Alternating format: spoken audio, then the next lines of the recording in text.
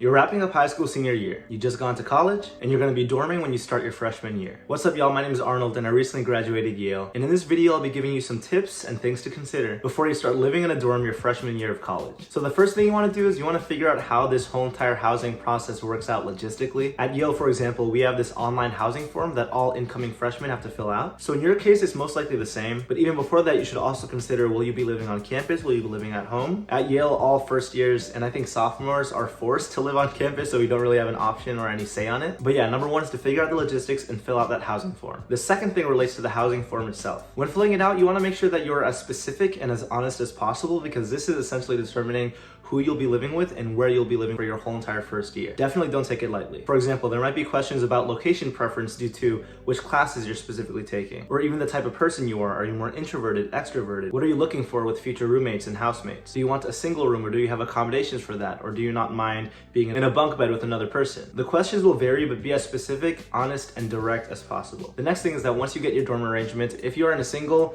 hooray, sort of, you can just do your own thing. But you will most likely have some roommates, so I would recommend to definitely get to know them. What I did is I made like a group chat with the three of my roommates, and then we talked about like any common interests we had, and just getting to know them generally as a person first, I think is super useful, because for the most part, you're gonna be living with these people for the whole entire year, so make sure that you like them or not. I tend to err on the side of optimism and trying to find the good in everybody, so for the most part, I think you'll have some cool roommates, or not. So once you get to know your roommates on a personal level, I think that you should set boundaries and rules and expectations for living together. People come from so many different backgrounds, so you gotta make sure, hey, I'm a clean person. Hey, I'm allergic to this type of stuff.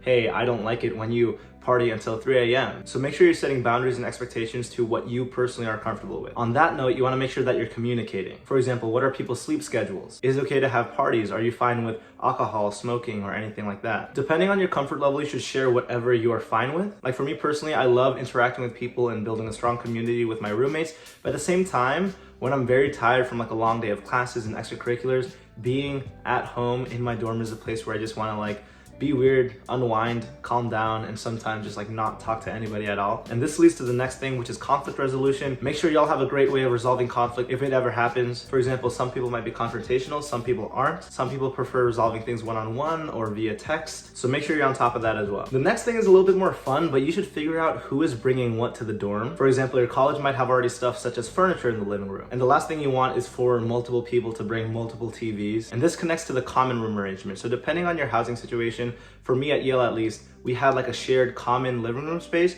and then individual rooms for everybody else. So y'all should discuss and figure out who's bringing what for the common room. How do you want to decorate it? I also feel like it's a great bonding activity and exercise. The next thing is to figure out what you're bringing for your individual room. If you don't have an individual single, you'll most likely have to live with somebody else, maybe in like a bunk bed situation. So y'all should communicate who's bringing what, how are you going to decorate it, how are you going to design it, what are your alarm patterns, because I definitely annoyed my first year roommate a lot by setting many early alarms I did not wake up to, so don't be like me. The last thing is to have an open mind and have fun.